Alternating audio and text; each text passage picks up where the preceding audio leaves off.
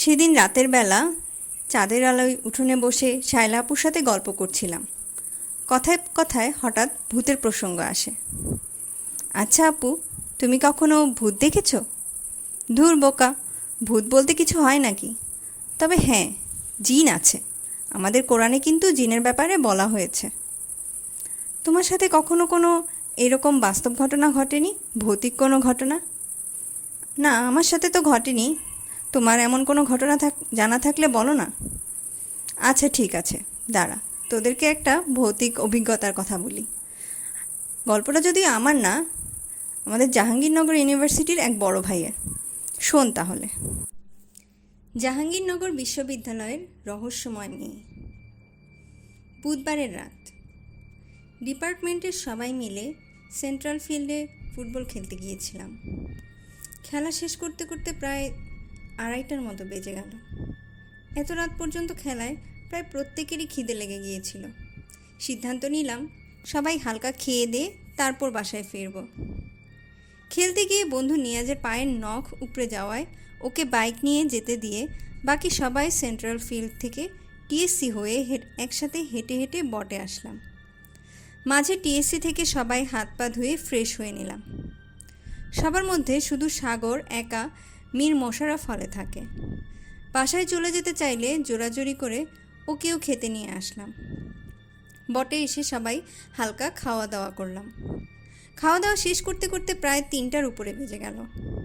সাগর বলল, আমাকে একটু হলে দিয়ে আয়। অন্য সময় ও তেমন বলে না, আর এত রাতে কোনো রিক্সাও নাই, তাই বাইকে তেল তেমন না থাকা সত্ত্বেও ওকে উঠতে বললাম বাইকে। অন্যেরা যার যার হলে চলে গেল। আকাশ আর আবরারকে বললাম, এখানে বস, ওকে দিয়ে আসি।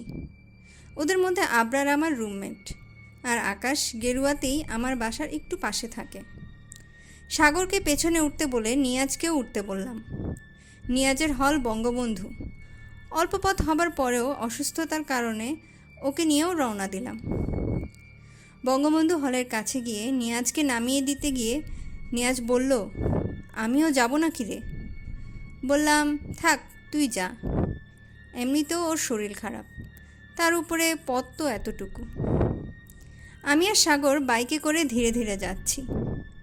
দেখি বোটানিক্যাল গার্ডেনের একটু পরে অনেকে রাস্তার উপর গোল হয়ে বসে আড্ডা দিচ্ছে। আবার দেখি একটা শেয়াল সাথে অনেকগুলো বাচ্চা নিয়ে রাস্তার পাশে ঘুরঘুর করছে। হলের সামনে নামিয়ে দিয়ে ফেরত আসতেও একই দৃশ্য দেখলাম। কিন্তু যখন মাইক্রোবায়োলজি ডিপার্টমেন্টের বিল্ডিংয়ের কাছাকাছি পৌঁছলাম, দেখি একটা হলুদ শাড়ি পরা মেয়ে ডিপার্টমেন্টের রাস্তার একটু ভেতরের দিকে একা দাঁড়িয়ে আছে। আমাকে দেখতে পেয়ে হাত নাড়ছে, আর হয়তো বলার চেষ্টা করছে আমাকে থামতে। অন্ধকারে অতটা বোঝা যাচ্ছিল না। বাইক ধীরে ধীরেই চালাচ্ছিলাম।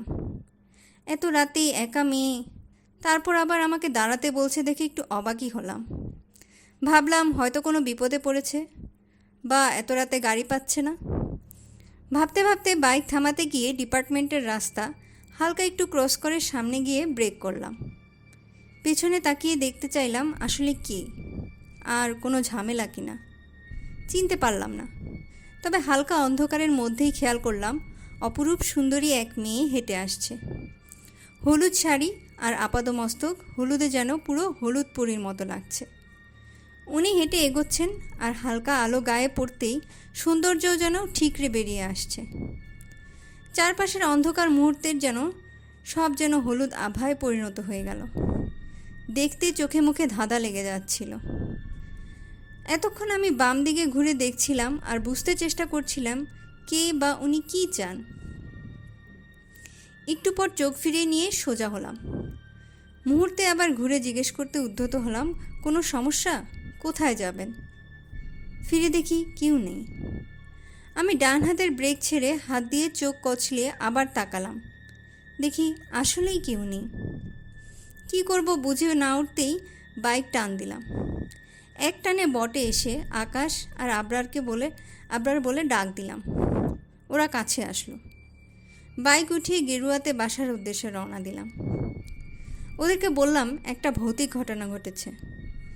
আবরার কি হয়েছে জানতে চাইল, কিন্তু আমি কেমন যেন ঘোরের মধ্যে ছিলাম। ভয়ও একটু করছিল। বললাম বাসায় গিয়ে জানাবো। বাসায় এসে গল্পটা লিখতে বসলাম আর আবরারকে বললাম, তুই আগে গোসল করে আয়, আমি পরে গোসল করছি। লেখা প্রায় শেষ। আমি গোসলে গিয়ে আবরারকে গল্পটা পড়তে বললাম। গোসল শেষ করতে করতে ওর ততক্ষণে এটা পড়া শেষ। বের হতেই আবরার বলল, ঘটনা কি সত্যি? এই লেখাটি যে লিখেছেন তার লেখার নিচে ক্যাম্পাসের অনেক ছাত্ররাই মন্তব্য করেছেন যে সত্যিই এমন কাউকে যারা অমন রাতে জাহাঙ্গীরনগরের রাস্তায় দেখতে পেয়েছিল বিভিন্ন সময়। গল্পটা লিখেছেন জুনায়েদ, ডিপার্টমেন্ট অফ ফিলোসফি, ব্যাস 52, জাহাঙ্গীরনগর ইউনিভার্সিটি। এরকম আরও গল্প পেতে আমাদের চ্যানেলের সঙ্গেই থাকুন। লাইক ও শেয়ার করে আমাদের চ্যানেলটিকে সাবস্ক্রাইব করে দিন। ধন্যবাদ।